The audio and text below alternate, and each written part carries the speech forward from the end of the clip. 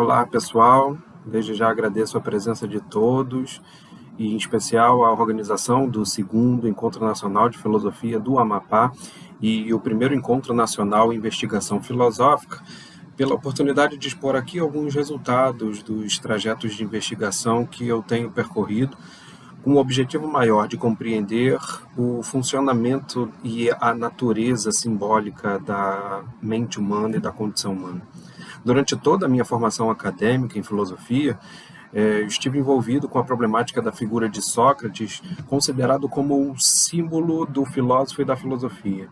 E me pareceu que apenas uma compreensão mais ampla e profunda acerca da natureza simbólica, da função criativa e especulativa da mente, poderia explicar o que de fato Sócrates significou para seus seguidores e companheiros, os criadores imediatos de toda uma literatura filosófica e um conjunto de instituições de ensino que, para a nossa tradição ocidental, iriam resultar no estatuto cultural de nossas universidades, das instituições de fomento à pesquisa e dos laboratórios de investigação científica, todos eles fartamente amparados por um número cada vez maior de áreas de conhecimento e de investigação científica, cuja documentação em livros e periódicos compõe a parte mais importante das bibliotecas de todo o mundo.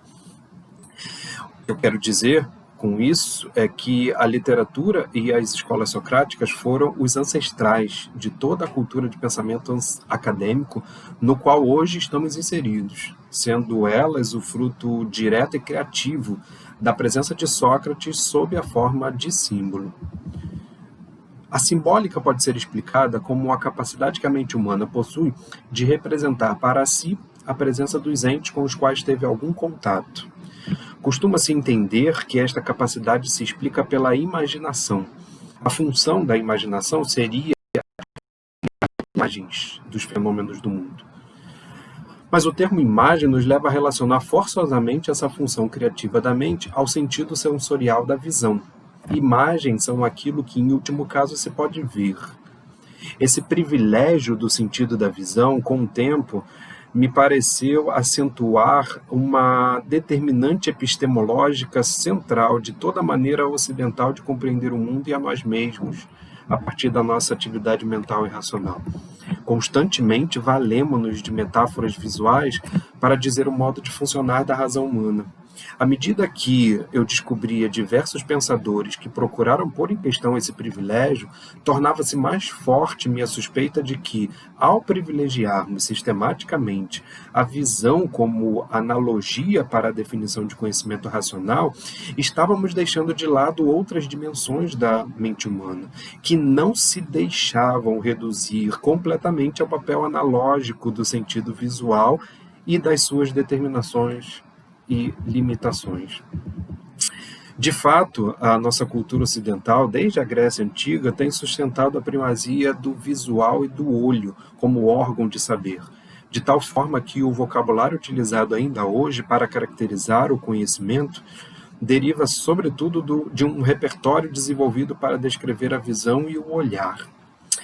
Há em nosso vocabulário epistemológico toda uma gama de termos que remetem mais ou menos conscientemente ao ato de ver.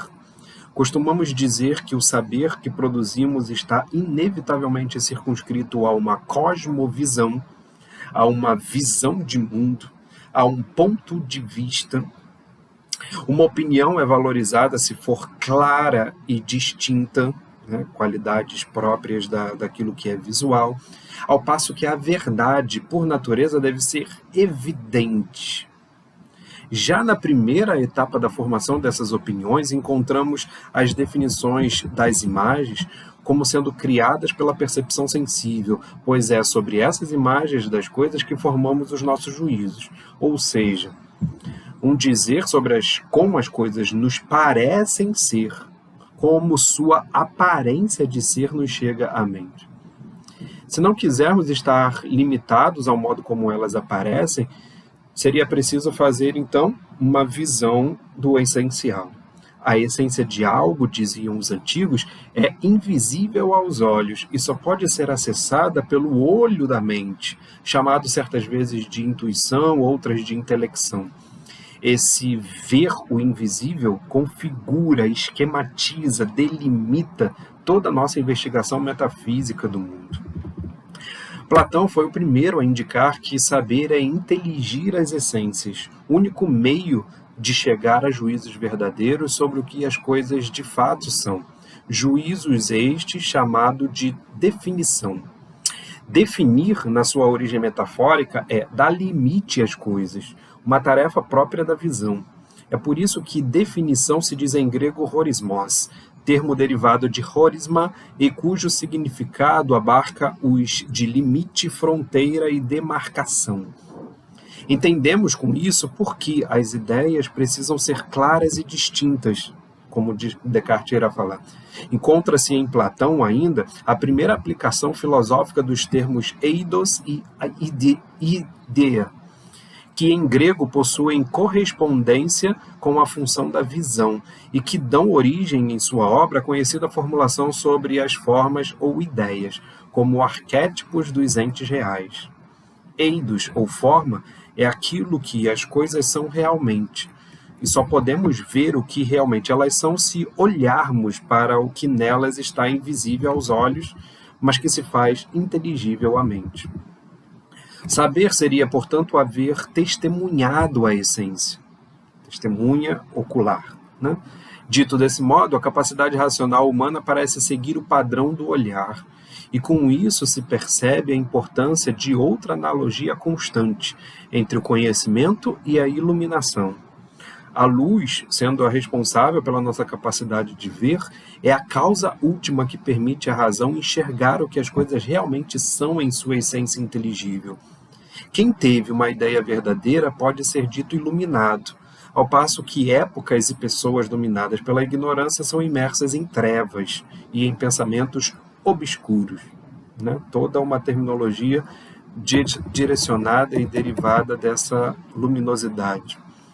Pode-se dizer que, por fim, a analogia se transformou em descrição do fenômeno epistemológico, porque se insiste em reduzir nossa capacidade de conhecer o mundo ao ato de contemplá-lo.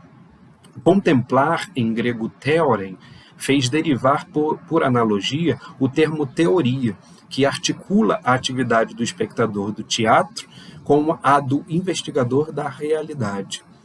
Foi com base em tal analogia que Platão sugeriu tratar-se o filósofo de uma espécie de espectador da verdade, como ele diz na República, enquanto Aristóteles, seu discípulo, concebeu a vida contemplativa como a maior das felicidades, como ele diz na Ética. O próprio Aristóteles conferiu importância fundamental à visão em razão de nosso desejo por aprender, já que a percepção visual, ao ser capaz de delimitar cores e formas, e assim perceber distinções diáfora, tende a aumentar significativamente nossas informações sobre os entes de um modo que os demais sentidos não poderiam, né? Nossos conhecimentos atuais de fisiologia, e a fisiologia do olho, sobretudo, atestam a veracidade dessa indicação aristotélica.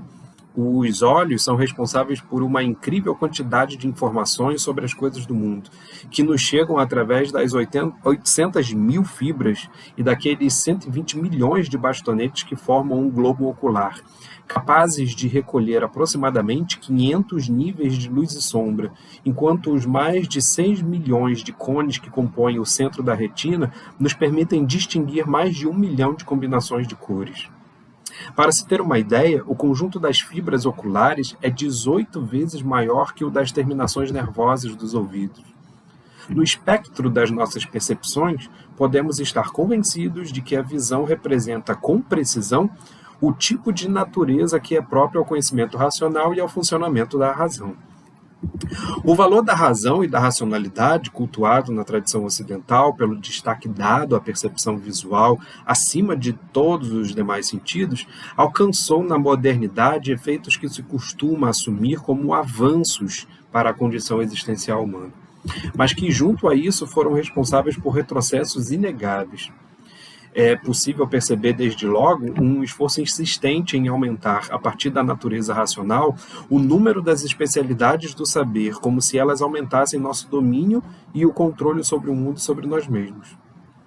A Era das Luzes, como foi dita, prometia trazer aos povos liberdade, igualdade e fraternidade, esquecendo-se de que não é possível enxergar luz sem sombras. Tais luzes da Era do Iluminismo acabaram por causar crises, guerras e extermínios nunca presenciados antes. A pretensa época áurea da nossa modernidade será caracterizada em algum momento no futuro como um verdadeiro período de trevas, uma cultura terrivelmente enganada pela crença de que o avanço da tecnologia corresponde ao avanço dos valores que formam a humanidade. A intensidade da luz cega os olhos. A ânsia de conhecer o mundo e de definir as pessoas com o intuito de dominá-los, como apregoava o pai da modernidade, Descartes, tem mergulhado a cultura moderna até hoje num niilismo angustioso com relação à condição de nossa existência e a uma liquidez de nossas relações e nossos laços afetivos, como destacava o Bauman. As diversas e distintas especialidades do conhecimento, além de estarem longe de tornar possível qualquer domínio pleno dos fenômenos que estudam, são responsáveis por impossibilitar nossa organização dos saberes e por fragmentar nossa consciência da totalidade. Vivemos um período de crise da razão, e uma crise da razão teria de repercutir, entre outras, uma crise do paradigma epistemológico. Esta, no entanto, só foi ocorrer em meados do século passado, a partir do embotamento imagético oriundo de uma cultura de massas que sentiu, com o advento da fotografia, da publicidade e das mídias de um modo geral, principalmente as mídias da internet, um bombardeio de imagens capaz de sobrecarregar a disposição racional e, de certa forma, anestesiar as nossas relações com os outros e com o mundo. George Simmel tentou nos esclarecer em um texto seu sobre a vida das cidades e a sobrecarga mental esse aspecto acerca do embotamento imagético, mostrando de que maneira o excesso de imagens causa uma atitude de embotamento no nosso poder de discriminar, a ponto de não termos aquela disposição que havia em nossa natureza de termos uma abertura para o mundo, de termos uma abertura para a novidade do mundo. Não gostaria de me aprofundar em demasia na caracterização do cenário cultural esboçado até aqui, esse cenário do paradigma visual e do necessário embotamento e anestesia dos sentidos. Isso foi já descrito, diagnosticado por algumas obras, entre elas a de Martin Jay. Não é de hoje que os mais diversos estudiosos se deram conta da falta de tato e da anestesia causada pelo paradigma visual, com implicações diversas sobre a vida e as relações humanas, mas também sobre o nosso conhecimento do real e sobre nossas criações estéticas e experiências simbólicas. Vou destacar aqui duas que me parecem trazer, além do diagnóstico da anestesia causada pela visão, algumas indicações para a relevância do tato como sentido fundamental. A primeira delas vem da arquitetura. A análise oferecida por Pallasmaa em sua obra Os Olhos da Pele procura destacar o distanciamento individualista e o excessivo traço formal e abstrativo como oriundos, um tipo de prática que acontece no exercício da arquitetura atual, como oriundos do predomínio do modelo visual na arquitetura. Dado o seu valor como arte, para além do mero prazer visual e da funcionalidade espacial que um espaço arquitetônico deve ter, é apenas com o tato que se poderia encontrar um mais adequado paradigma do tipo de intimidade e de mediação existencial que a arquitetura almeja. Em vista de poder articular a experiência de se fazer parte do mundo e reforçar nossa sensação de realidade e identidade pessoal, o arquiteto perspicaz trabalha com todo o seu corpo e sua identidade.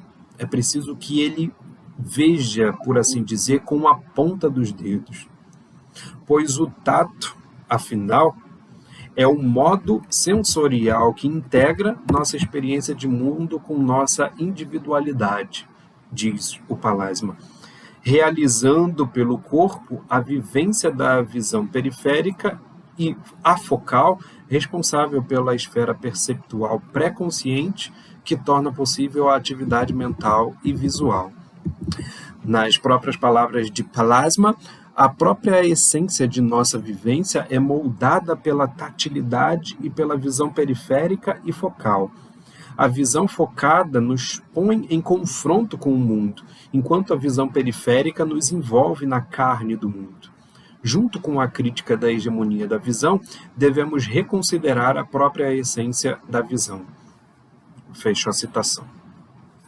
A segunda que eu queria considerar com vocês está no âmbito das ciências da saúde, da medicina em particular, no que diz respeito à acentuada utilização de tecnologia visual para realizar diagnósticos e aferir riscos à saúde. O relativo predomínio da visão pode ser constatado em medicina, segundo a descrição feita por Francisco Ortega e Rafaela Zorzanelli no livro Corpo em Evidência, desde as práticas de dissecação de cadáveres durante o século XV, práticas que forjam a perspectiva diagnóstica a partir de uma anatomia patológica em que o corpo, objetificado pela abstração instrumental, que põe a subjetividade do doente em segundo plano, torna-se um território a ser explorado internamente. Ou seja, para conhecer a doença, era preciso ver as entranhas. O relato pessoal do corpo enfermo é, mais uma vez, outra vez silenciado pela crescente ânsia de objetividade de evidência, satisfeita pela controversa hegemonia dos mecanismos atuais de diagnóstico por imagem, tributários de uma suposta verdade sem a interferência subjetiva do paciente e de seu corpo. Não é um mero detalhe que as emoções e as atividades da mente humana tenham sido transformadas em cores na tela de ressonância magnética, cuja relação com as áreas para as quais o sangue se desloca passou a ser de causalidade. Ou seja, quando se vê uma certa parte do cérebro em destaque, porque o sangue se deslocou para lá, e a atividade que está sendo executada no momento em que se pede o exame, então, ou olhando uma imagem que causa emoção, ou então que causa racionalidade, diagnostica-se a parte que o sangue se desloca como sendo responsável pela memória, então responsável pelo pensamento racional, entre outros. Uma espécie de resquício do mecanicismo cartesiano e newtoniano. Não é preciso aceitar que emoções e pensamentos se resumem a fluxos cerebrais para concordar com os avanços que a medicina de diagnóstico por imagem trouxe para a identificação e eliminação de diversas doenças atualmente. Do mesmo modo que não precisamos resumir nossa experiência estética ao visual a fim de defender a beleza na arte e na arquitetura como patrimônios da racionalidade humana. O que me parece perfeitamente possível e desejável é que a defesa da racionalidade seja feita tendo em vista, e aí brinco com a expressão propositalmente, os seus limites inegáveis, os limites que nos condicionam para aquilo que William Dilthey, o pai da hermenêutica, destacou em sua hermenêutica a fim de situar a consciência como perspectiva integradora e orientadora da vida, em vista da qual a razão é apenas um de seus processos, ao lado das afecções sensoriais, das emoções, da produção imaginativa e da vontade. Portanto, a partir do fato de ser a consciência a única realidade em nós capaz de integrar todas as vivências e todos os conhecimentos de que somos capazes, que Dilthey pôde pensar numa filosofia da vida, uma hermenêutica da condição humana, como um ser movido pela ânsia de valorar. Os valores que nascem pela nossa integração sensorial com o mundo e com os outros, e que são, em última instância, o sentido e a razão de ser das conexões racionais que povoam as nossas representações. É o corpo e a vida que dão sentido à razão e não o contrário. Desse modo, ao pretender pôr em questão aqui a primazia do estatuto epistemológico da razão em analogia com o visual, o faço a partir de um interesse geral e de um específico. O meu interesse mais geral encontra-se na compreensão apresentada no início de que o processo simbólico que abarca e transcende a atividade racional da mente não pode ser identificado com a imaginação em termos de mera criação de imagens, espontânea ou premeditada, porque a atividade criadora de símbolos exige a participação não premeditada e sim espontânea de todos os canais sensoriais de percepção, dado que a criação simbólica é oriunda de uma vivência tornada significativa, e a gente não poderia vivenciar algo sem a plena colaboração de todos os sentidos. Meu interesse específico para essa apresentação está em poder demonstrar em que medida o sentido do tato, por ser a mais fundamental das experiências sensoriais, tende a organizar nossa vivência do mundo e, desse modo, nossa criatividade simbólica, devendo ser compreendido como análogo ao destino humano de dar sentido à existência. Ambos os interesses, tanto o geral quanto o específico, são determinados pelo intuito de argumentar em favor do paradigma tátil como mais adequado para representar a mente orientada pela condição existencial da vivência simbólica. Eu acredito que com isso a gente possa oferecer um tipo de compreensão da condição humana menos alienada pela noção visual individual e mais afetiva e solidária a partir da realização de si como espaço de convivência em comunidade. Então, vamos lá. Por ser inevitável constatar ter início com os gregos o espectro de problemáticas filosóficas e de propostas de solucioná-las que ainda hoje nutrem debates e investigações, também acerca do tema que nos propomos, pretendo mostrar de que maneira há em Aristóteles uma compreensão do corpo, da percepção sensorial e da orientação da vida humana, tal que nos permita sugerir um sentido tátil para a existência pessoal. Por si só, o recurso à filosofia aristotélica pode parecer um contrassenso, para sugerir uma perspectiva sobre o sentido da vida, questão emergente e urgente para a nossa época, impregnada de niilismo, e que encontrou em Nietzsche um diagnóstico mais preciso e na psicologia de Viktor Frankl uma interessante possibilidade de resposta. Mais ainda, se é na filosofia atual que o corpo passa a exercer importância fundamental desde Schopenhauer entre os alemães e Bergson entre os franceses, com estudos que tornaram possíveis uma filosofia da existência e da vida humana presentes nas obras tanto de Heidegger quanto de Sartre, por qual razão voltar o olhar para os gregos, tão afastados de nós? Não seria preferível aprofundar nosso tema a partir, por exemplo, das investigações realizadas por Merleau-Ponty sobre o corpo e a percepção? Mais ainda, haveria sentido em falar de um sentido da vida depois de Wittgenstein e Albert Camus? Meu recurso a Aristóteles alimenta-se não apenas pela retomada dos fundamentos epistemológicos da proposta filosófica iniciada com os gregos, o que por si já nos permite situar a apresentação do pensamento de Aristóteles como um elemento primordial para a devida compreensão do processo de construção de nossa forma de pensar sobre o corpo e sobre a percepção, mas também pelo intuito de demonstrar de que maneira ainda insistimos no privilégio do conceito de imagem para compreender o processo de simbolização da mente humana. Ao final, Aristóteles não se constrange em valer-se do princípio teológico para explicar a condição da existência humana, algo que os modernos, quando fazem, são temerosos em assumi-lo.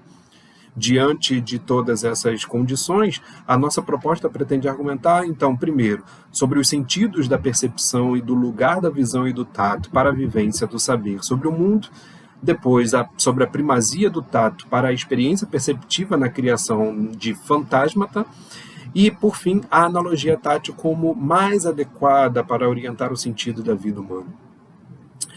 Vejamos o primeiro. A lida do ser humano com a realidade perpassa inevitavelmente a experiência da presença do mundo sobre o nosso corpo, experiência que organiza para este corpo a sua presença no espaço ao redor em função de uma centralidade pela qual todo fenômeno se apreende enquanto tal, como uma vivência de todo o corpo imerso no fenômeno. Imerso aqui significa incapaz de se desvincular da experiência fenomênica do mundo, É a partir da experiência dos fenômenos que o corpo vivencia a condição reflexiva de conhecimento do mundo, no sentido totalizante do termo, ao exercer a atividade racional sobre a ampla organização das impressões, cujo fundamento está na centralidade do corpo. Em outras palavras, é o corpo que torna possível o mundo como experiência, ao organizar os dados e as impressões sensoriais naquele conjunto de informações que Aristóteles chamou fantasma, e que a filosofia contemporânea tem identificado com a criação simbólica da mente humana. O fenômeno da presença do mundo imprime-se no corpo através dos sentidos, que se compreende como canais estéticos, por assim dizer, né? Diástesis, sensação em grego. A mais elementar dessas vias de acesso à experiência do mundo tem de ser o tato, por meio do qual a pele corporal se deixa imprimir por todas as direções. Isso configura o tato como excêntrico frente aos demais sentidos, né? Se os canais sensoriais são constituídos por órgãos capazes de captar determinada qualidade do real, por exemplo, no caso da visão, eu tenho o olho e o objeto visível. No caso do tato, o próprio órgão sensorial é ele mesmo sua qualidade captável, ou seja, no caso do tato, o corpo é a própria qualidade do que é corpóreo, ou do que é tátil, né? O corpo, no instante em que percebe o corpóreo, se faz perceber a si mesmo simultaneamente, diz o Aristóteles, como alguém que é golpeado através de um escudo, né? Nesse caso, o escudo está posto entre o braço e o golpe, de tal maneira que sentimos o golpe como se batesse em nós, e não exatamente no escudo.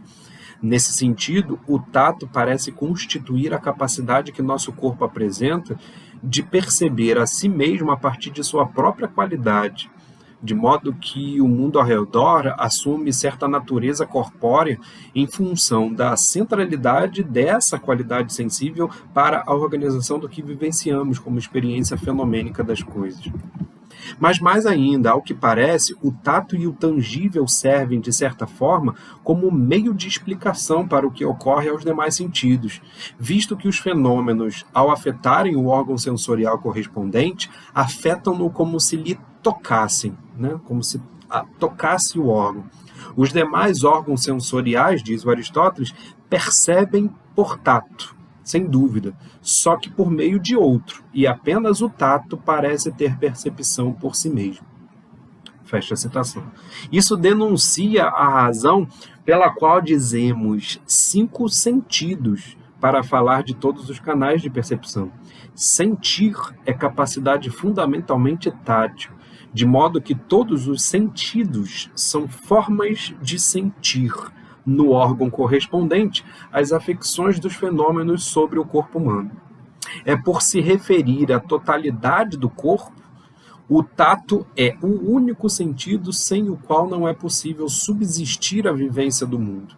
Consequentemente, é o único em relação ao qual o excesso sensorial destrói não apenas o órgão específico da sensação, mas também todo o corpo, né? Excesso de calor, por exemplo, provoca a destruição do corpo. Há fortes indícios para situarmos, portanto, o tato como sendo um sentido orientador, uma espécie de organizador do organismo no mundo. De fato, a percepção espacial decorre da situação do corpo como ponto de referência, em função do qual as 4 direções horizontais e as 2 verticais se deixam apreender. Já foi dito que o homem de pé, em sua postura ereta, é a fonte primeva da experiência humana de espaço, bem como de certa compreensão fundamental acerca do transcendente, como dizia o Mircea Eliade. Não por acaso, os demais sentidos, ao serem viabilizados através de órgãos localizados em partes específicas do corpo, fazem do próprio corpo um localizador para as distintas impressões. Espécie de um centro integrador em que as informações dos demais sentidos se organizam em vista de alguma finalidade que, para Aristóteles, seria a do bem-estar do organismo. Todos os demais órgãos dos sentidos estão localizados na cabeça, o que a situa como parte superior do corpo humano. Além disso, os órgãos dos sentidos repetem não apenas a disposição de processos anímicos corporais, começando pelo básico a nutrição e reprodução, análogo à boca e ao paladar, né? Até chegar ao pensamento, análogo à visão, mas também a dualidade dos membros e a polaridade cerebral, né? Sempre dividido em dois lábios, duas narinas, dois ouvidos, que, por certo, situam-se na base da experiência que produziu nossa maneira de inteligir o mundo por contraposições. Temos, desse modo, o corpo e o tato como fundamento das experiências sensoriais e das representações mentais que simbolizam a nossa vivência do e no mundo. Em sua obra, Aristóteles teve que investigar a raiz dos processos anímicos humanos em todos os demais seres vivos, compreendendo o processo vegetativo da nutrição e reprodução como base de toda a vida, sobre a qual se destaca o processo de percepção e locomoção dos animais, até que se alcança o processo de reflexão e intelecção que caracteriza a alma humana. Só que esse desenvolvimento dos processos anímicos, que foi compreendido como vertical e hierárquico, né, um passando para o outro, englobando o outro, a partir de uma teologia que torna o ser humano como um coroamento da criação e da evolução natural, deveria antes ser representado a partir de ciclos concêntricos, em que o ser humano, ao centro, encontra-se cercado por entes que lhe são mais próximos ou mais afastados de sua própria condição existencial. Essa é uma proposta que eu estou apresentando. A situação espacial de centralidade do humano diante do mundo se faz análoga, portanto, à centralidade do tato e do corpo diante dos processos anímicos que vivenciamos e somos. A intenção teleológica, no entanto, parece ser ratificada em Aristóteles pelo valor dado ao olhar e à visão como sentido superior aos demais. Superioridade justificável, como vimos, em vista da quantidade e da qualidade do saber obtido. Tanto essa quantidade quanto a qualidade dizem respeito ao ser capaz de distinguir as coisas, né? A visão nos dá as diferenças entre os corpóreos projetadas na visão pelas cores e figuras, o que permite avaliar ainda a extensão que possuem. Portanto, parece estar em questão aqui uma hierarquia a partir do interesse do saber, de forma a verticalizar os 5 sentidos e suas capacidades, a fim de alocar a visão como a mais próxima ao pensamento e ao raciocínio, capacidades próprias ao ser humano. Mas se para o ser humano, enquanto orientado por sua humanidade, a visão mostra a relativa superioridade frente aos demais, o tato, como vimos, estabelece-se como superior aos demais em função não do saber, mas do viver. Para o organismo vivo, que no entender de Aristóteles é fundamentalmente a sua capacidade de nutrir-se e com isso de crescer e de degenerar, o tato é superior por sua essencialidade à vida. Não há ser vivo sem nutrição, e o tato, como sentido dotado da capacidade de nos servir de alimentos à medida que nos mostra o que serve de alimento, né? O próprio paladar não seria mais do que uma espécie de tato, vai dizer o Aristóteles, realiza a experiência de viver como uma oportunidade de os seres realizarem a si mesmos. A importância do tato, a meu ver, não estaria apenas no fato de ser ele o sentido por excelência, o sentido do sentir, né, da sensação, mas de possuir em face do corpo uma qualidade de integração e de orientação do ser no mundo. Para tanto, seria preciso dizer que o tato, em sua realização corpórea, parece centralizar aquilo que Aristóteles chamou em sua psicologia de senso comum ou de sentido comum, aesthesis koiné, e que Agostinho chamaria de sentido interior. Em ambos os casos, a natureza fundamental do tato, como multiplicidade do sentir, sugere, por exemplo, que a tradução de fantasia como imaginação já parece problemática, se relacionarmos a fantasia com a experiência tátil. Contudo, não será possível aprofundar nesse momento o espinhoso problema sobre essa forma mais adequada de se entender e traduzir fantasia, mas para mim já é suficiente apontar para o fato de que, se o tato é o mais fundamental dos sentidos da percepção, porque a organiza, É preciso entender a capacidade de produzir fantasma como certa qualidade tátil da alma, ou seja, uma qualidade que percebe a si mesma ao ser afetada e que não criaria necessariamente imagens mentais e sim vivências, né? Ao invés de imagens, fantasma seria vivências ou revivências. A questão do senso comum ou do sentido comum aparece relacionada na obra de Aristóteles com a capacidade que temos de perceber dados sensoriais que não são específicos ou próprios de cada órgão. Por exemplo, os olhos sofrem a afecção das cores e isso possibilita a visão, mas a visão não sofre a afecção de cheiro ou consistência, por exemplo. Já o tato situa-se como o único sentido que não possui apenas uma sensibilidade e potência sensitiva, mas várias, como as de temperatura e consistência, né? É da própria natureza do tato ter ser afetado por mais de uma qualidade. Partilho aqui, então, da interpretação que entende o tato como potência única para diversos tangíveis, já que Aristóteles procura ressaltar a unidade, inclusive quando articula os demais sentidos, como possuindo uma natureza tátil através do fenômeno da afecção, né? Todos eles sendo extensões da pele, extensões do tato. Isso faz com que o tato, como fundamento dos sentidos, gere uma possibilidade de explicação enquanto unidade sensorial. O paradigma tátil ressalta ainda a necessidade de que haja um meio no qual se estabeleça essa afecção, ou seja, um meio onde a percepção ocorre. No caso da audição, por exemplo, o ar é o meio no qual o som projeta-se sobre o órgão da audição. Também o tato aqui se diferencia dos demais, pois ele é o único que se faz meio de si mesmo, né? A pele é, ao mesmo tempo, o meio e o órgão que torna possível o tato.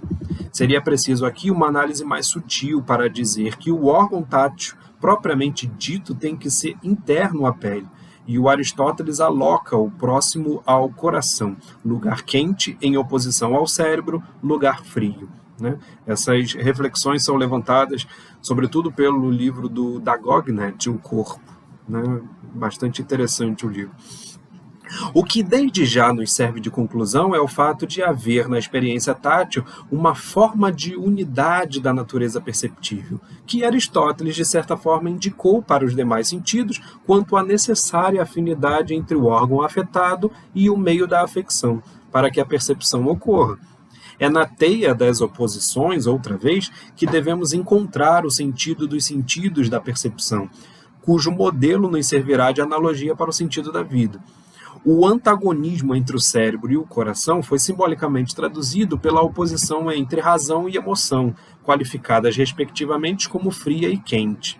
É preciso dizer ainda que se apresenta aqui outro princípio perceptivo, segundo o qual só temos sensibilidade pelo antagonismo. Diz o Aristóteles, por isso, quando um corpo quente é frio, duro, ou melhor, quando um corpo é quente, frio, duro ou mole, no mesmo grau que o órgão, nós não o sentimos, mas sentimos apenas o excesso dessas qualidades. Isso mostra que o sentido é uma espécie de mediania entre os sensíveis contrários, né? Se o nosso corpo estiver na mesma temperatura do objeto ou na mesma consistência, a gente não consegue senti-lo. Se o coração e o tato, que lhe é próximo, estão relacionados às emoções, acresce a isso a capacidade que o corpo possui de sofrer, de ser afetado pelas duas mais fundamentais das paixões, o prazer e a dor. E aí eu cito aqui uma reflexão bastante interessante do Palasma: a visão revela o que o tato já sabe. Poderíamos considerar o tato como o sentido inconsciente da visão. Nossos olhos acariciam superfícies, curvas e bordas distantes. É a sensação tátil inconsciente que determina se uma experiência é prazerosa ou agradável. Fecho a citação. Os fenômenos sensíveis comuns são o movimento, o repouso, o número, a figura e o tamanho, como diz o Aristóteles no De Ânima. Em outra obra, melhor dizendo, sobre a sensação, Aristóteles indica que, se não todos, ao menos o tato e a visão podem perceber todos os sensíveis comuns. Negando que possa haver um sexto sentido que permita a percepção comum desses fenômenos sensoriais, ou seja, não haveria um sexto sentido capaz de perceber o movimento e o repouso, por exemplo, Aristóteles postula que, na verdade, esses sensíveis comuns acompanham os sensíveis próprios, ou seja, algo semelhante ao modo como um acidente acompanha a sensação. Por exemplo, quando eu percebo uma caixa, eu percebo que essa caixa é branca, né? A percepção da cor branca acompanha a percepção do objeto caixa. Gostaria de propor como sendo tátil, né, analogicamente tátil, o tipo de explicação possível para esclarecer essa percepção sensível do acompanhar, em razão de ser o tato o fundamento de todo o sentir e o único capaz de perceber a si mesmo. Não que o tato seja responsável pela percepção dos acidentes ou dos sensíveis comuns, mas tal como os sentidos próprios se deixam explicar de maneira tátil, assim também pode ocorrer com os demais. Mais ainda, a meu ver, a explicação tátil da experiência de percepção no corpo, ao se realizar de modo a centralizar os diferentes dados dos sentidos, referindo-os a um mesmo corpo, traz a vivência íntima ou a consciência que justifica aquele acompanhar dos sensíveis comuns, que são todos em si percepções relacionais ou comparativas. Algo é percebido mover-se em função de algo outro que esteja em repouso ou num movimento mais lento, né? Ou seja, quando nós percebemos estes sentidos comuns, movimento, repouso, por exemplo, nós percebemos que essas percepções, né, nós apreendemos que essas percepções que acompanham os objetos que estariam em movimento ou em repouso, eles na verdade são relacionais a outros objetos. Eu sempre estou comparando dois ou mais objetos quando digo que algo está em movimento ou em repouso. Algo é percebido mover-se em função de algo outro que esteja em repouso ou num movimento mais lento, né? Ele não necessariamente precisa estar em repouso para eu dizer que o outro está em movimento. Não seria possível obtermos esse tipo de apreensão se não tivéssemos pelo corpo a centralidade das percepções, e que permite, por relação ou comparação, situar os objetos percebidos, também eles, como unidades corporais, né? Ou seja, essa vivência tátil que nós temos de centralizar nossas percepções em nós, que reúne essas nossas percepções acerca de determinados objetos no mundo, faz com que nós tenhamos também a capacidade de comparar esses objetos, de relacionar esses objetos. Essa espécie de consciência perceptiva deve ser dita desse modo como fundamentalmente tátil. Temos, portanto, que o tato, enquanto fundamento explicativo para a experiência corporal pelo qual vivenciamos a percepção sensorial,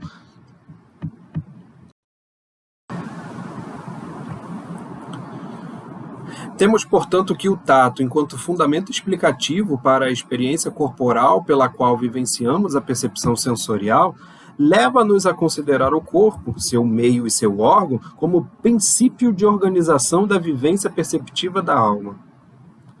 Dado que, para Aristóteles, essa era a função da fantasia, deveríamos entendê-la não enquanto imaginação, simplesmente, né? Ou seja, é isso que eu estou tentando apresentar, mas como reapresentação, no sentido de tornar presente o que não está. Essa seria a função específica da fantasia.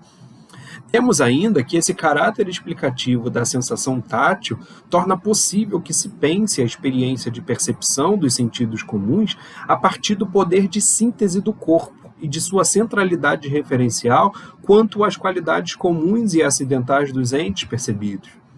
A vivência interior das experiências sensoriais de cor, do cheiro e do tamanho de uma caixa, por exemplo, não as dispersam, mas as unificam em sua referência devido à unidade dessa vivência fantástica, eu diria, né, de fantasia.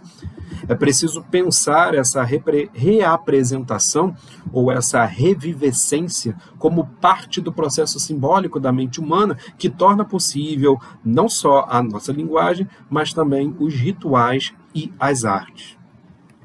Podemos, com isso, formular uma proposta de orientação tátil da vida humana, deslizando o significado do termo sentido de sua referência à sensação para a de direção ou propósito, né? Sentido não mais no sentido de sentir, mas sentido no sentido de direção e de propósito. Não devemos, porém, deslocar a questão sobre o sentido da vida para longe dessa referência sensorial que traçamos. Ao contrário, é desde o sentir o mundo que a vida ganha sentido. O que eu gostaria de propor desenha-se a partir da condição corpórea que nos oferece a perspectiva do centro referencial tátil como símbolo através do qual realizamos o significado de nossas ações no mundo. Ter um sentido na vida, desse modo, é sentir a vida como um valor. Somos a espécie que, por natureza, valora, e o motivo dos valores encontra-se no caráter teleológico das nossas ações. Ou seja, toda ação digna do nome se orienta a partir de um fim a ser alcançado por ela. O caráter teleológico das ações é o que define para nós, desde Sócrates, a possibilidade de uma ética, inclusive.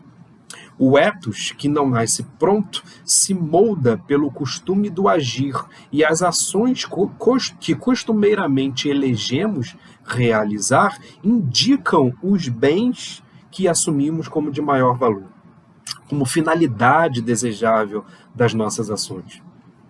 O ethos, portanto, indica os valores que se elegem na vida. A primeira dificuldade, quando se pensa em um sentido para a vida, é pensar que ele seria único. Diferentes valores indicam diferentes caracteres, de modo que diferentes caracteres hão de possuir diferentes valores na vida. Só que esses múltiplos bens que são eleitos a partir das ações que realizamos não eliminam a necessidade que temos de sempre nos orientarmos por algum bem. Toda ação, ensina-nos Aristóteles, orienta-se em vista de alcançar um bem como fim. Portanto, toda ação é, enquanto ação, inspirada por um sentido.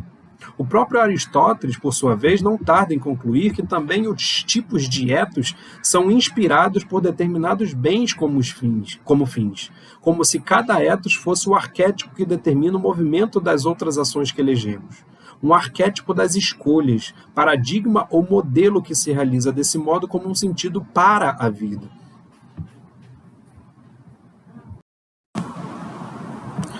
A vida humana se realiza na busca de um seu bem, e o sentido da vida é, desse modo, ter um sentido para vivê-la. Como insistia o pai da logoterapia, o terapeuta não pode mostrar o que é o sentido da vida, mas pode indicar que há um sentido. Este sentido é viver com sentido. E penso ser apropriado traduzir a felicidade aristotélica dessa forma. A segunda dificuldade está em pensar qual seria o sentido que melhor permite viver a vida com sentido. Aristóteles, como filósofo, pensou poder expor a melhor vida como vida contemplativa, uma vida orientada, sobretudo, pela visão e pelo conhecimento. Mas o conhecimento ético não se dá como ciência, episteme, e sim como opinião, doxa, motivo pelo qual uma lei só tem valor como orientação para o juízo deliberativo que nos leva a escolher algo em vez de outro. O juízo ético deve tanto completar quanto, por vezes, corrigir as formulações universais das leis e normas. Ele deve ser flexível, um conceito que Martha Nussbaum destaca constantemente na ética aristotélica e que absorve o simbolismo tátil como mais adequado ao saber prático, ou seja, essa flexibilidade dos juízos éticos. Quem procura mensurar as ações humanas e o sentido da vida por verdades visuais e científicas está, na verdade, tentando medir as curvas intrincadas de uma coluna canelada com uma régua. Quando se trata, como aqueles arquitetos de Lesbos, dizia o Aristóteles, né, de utilizar fitas flexíveis, que se altera consoante a forma da pedra e não é fixa.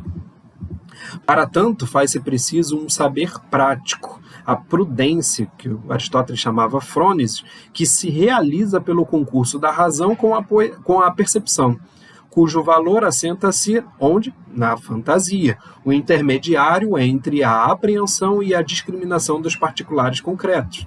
É por isso que não há propriamente motivação para agir se não houver fantasia. A contemplação como melhor vida, porque vinculada à natureza racional que apenas os humanos possuem, depende, em última instância, que uma vida como essa seja humanamente possível e desejável. E ela se faz humana na medida em que a fantasia, na qualidade que torna possível um saber prático sobre a vida, aponta para uma vida boa orientada pela vivência de si, como um arquétipo da humanidade, que precisa necessariamente da convivência, do olhar do outro, com o qual partilhamos sentidos, com o qual sentimos que a vida vale a pena. E não há, e nem pode haver, melhor vida se ela não puder ser vivida em comum.